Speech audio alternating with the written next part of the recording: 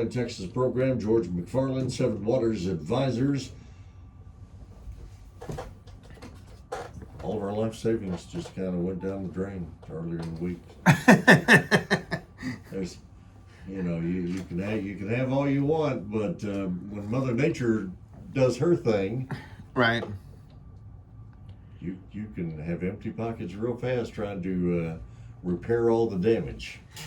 Well, yeah, that's true. That's why making sure you have a good home insurance program and stuff like that is good.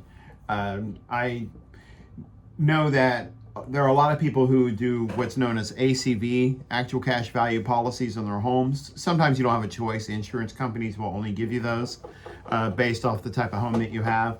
But you definitely want, if you can do a replacement cost, you want a replacement cost. They're a little bit more expensive, but when that time comes, it's a lot less expensive. Unless you have more than enough money to cover it, you may save money in the long run with an ACV. Yeah, okay. I don't want to get you off topic here. What's on the agenda today? Well, I told you guys that we come back and talk about some of the hidden fees of the 401ks and some of the limitations. Now, I'm not here just to, beat up on 401ks. I think 401ks are valuable. They're important. You should be using them. You just need to be aware of what, according to one study, says that 80% of people don't know that they're even paying fees on their 401k. Those pesky fees. Yeah, so what people don't realize is that I beat up on fees because fees cost you so much down the road. 1% does not sound like a lot. It just doesn't. But what happens is 1% over your career turns out to be 15 to 20% of your total growth potential. So if you could have earned $1 million, but you earned $800,000, that's not a good thing. Yeah. Does that make sense? Somebody got away with $200,000. Somebody got away with $200,000. Now, that being said, fees are necessary. People have to be paid for their work. Okay.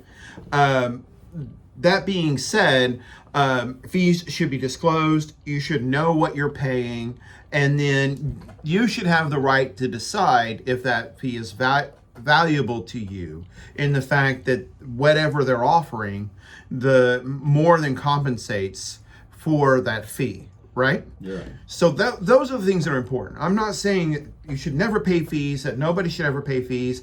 That, financial services are not a charity by any means. Right. But they should be disclosed, they should be open, and you should know what you're getting into. So, say with your example, that 1%, how often does that 1% come out? It comes out. It's not 1% daily, is it?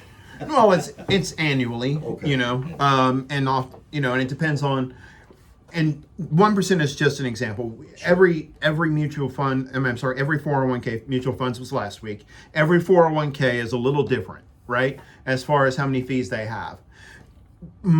If more and more companies are doing a better job of catching and scrubbing out the hidden fees that are in their 401ks, usually it's going to be your larger corporations that are going to be wiping out those hidden fees.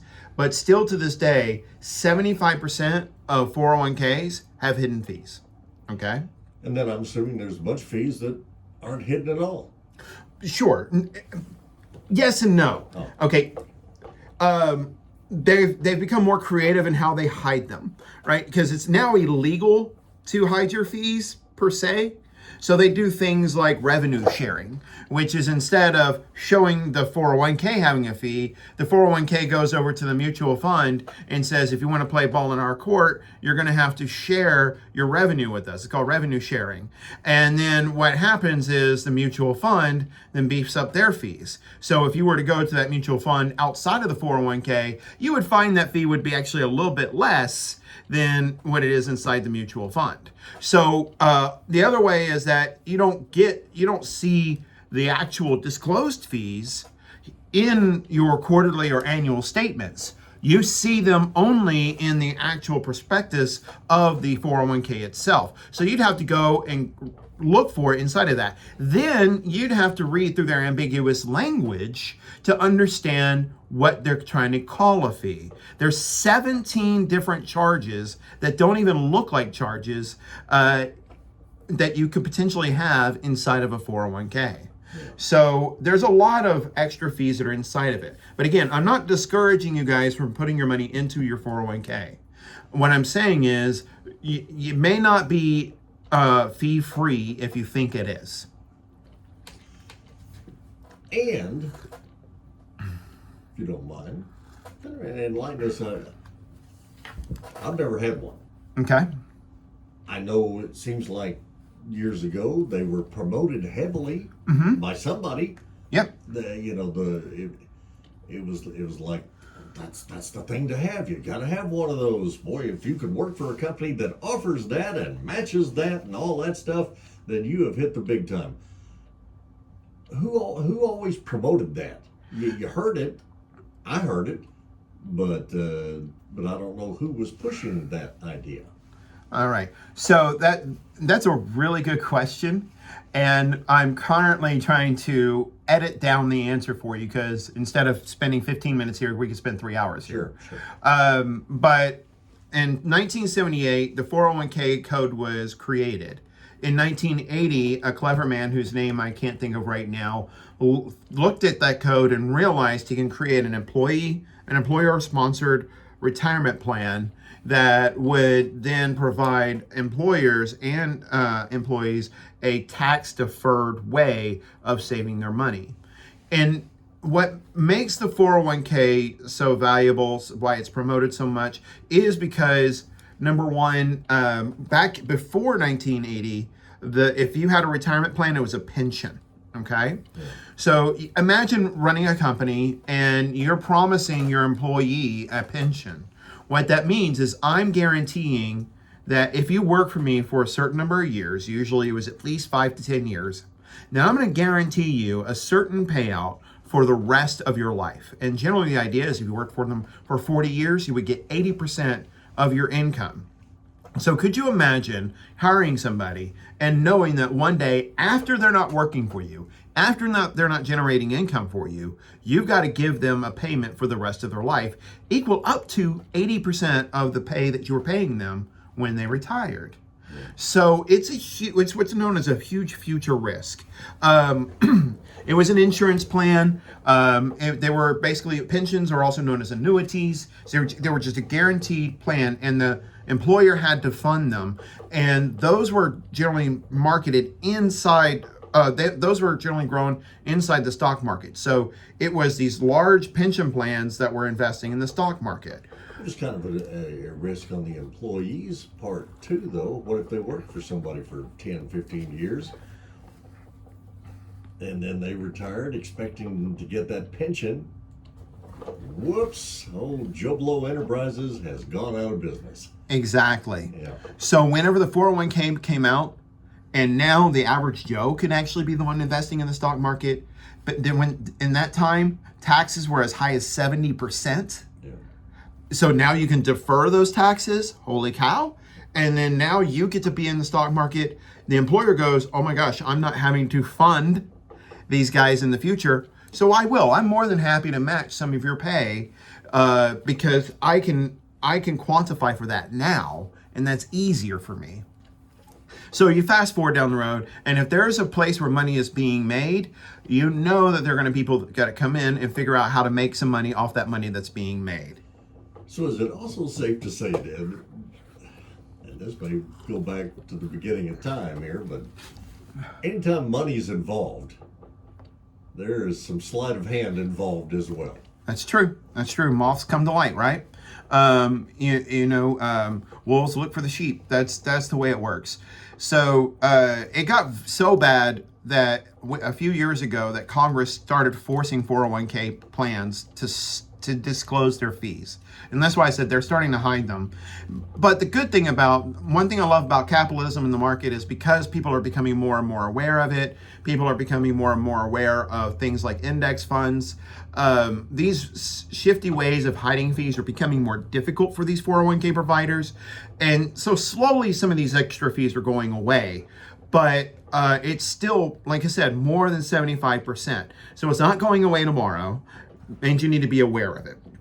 Okay, but again, it was easily promoted because everybody was excited about the 401ks, and so that's why it became popular. And let me talk about the good things, the reasons why you should invest in a 401k.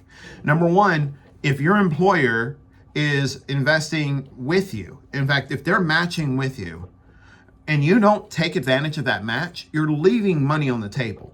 If they're matching up to 5% of your pay and you're making $100,000 per year and you don't take that, you're literally leaving $5,000 on the table every year. Do a lot of people, I want to say a lot, but do some people go, oh, that's okay, no thanks? Do they really do that? They do. And it's because, they feel like they can't afford the extra deduction from their check at that time and things like that. And that's understandable. But generally, it's still advised that you start, and here's a way you can kind of increase. You can start by just doing 1%. Instead of if your employer's matching 3%, at least start with 1.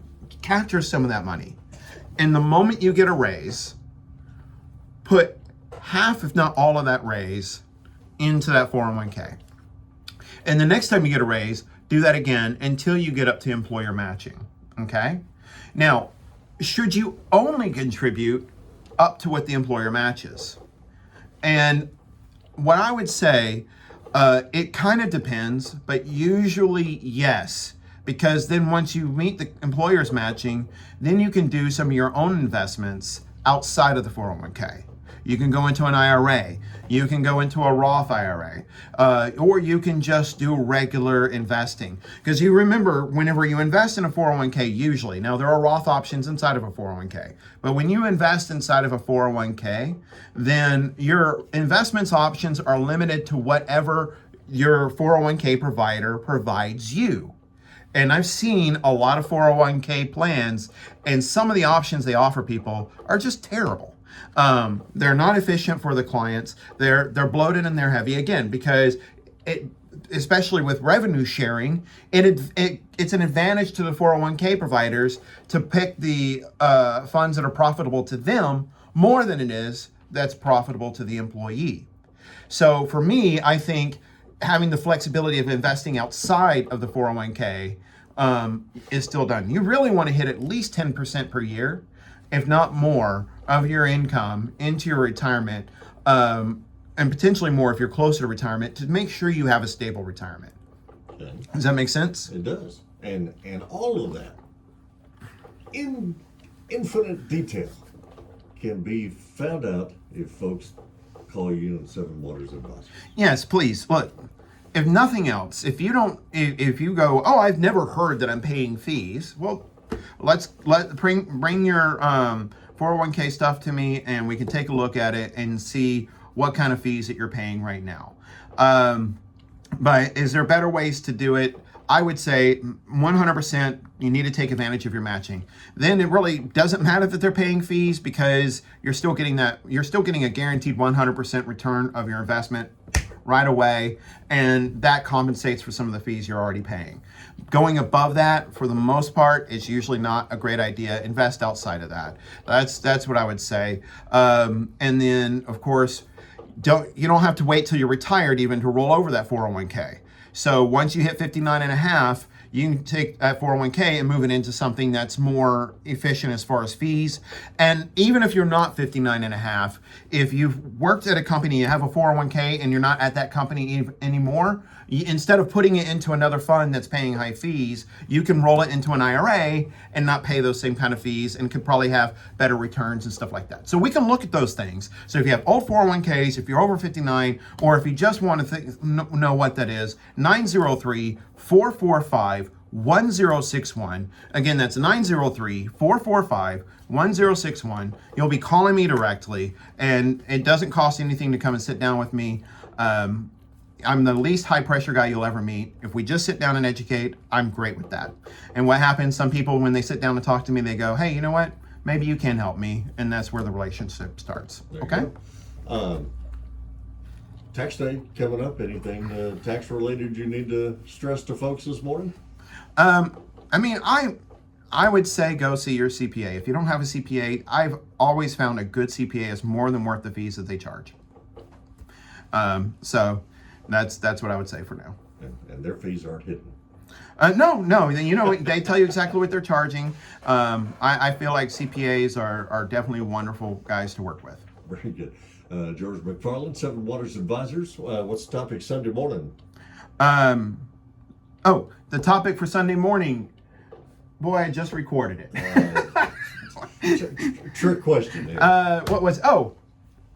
Is your portfolio really balanced? Okay. Is your portfolio really balanced? And that'll be heard. That'll be heard this Sunday at 8:30 right here on KWRD. There you go. George McFarlane, Seven Waters Advisors on Friday mornings on our program. As always, I appreciate it. I appreciate you, Mark. God bless. Bye-bye. All right, it's 7:48 here this morning.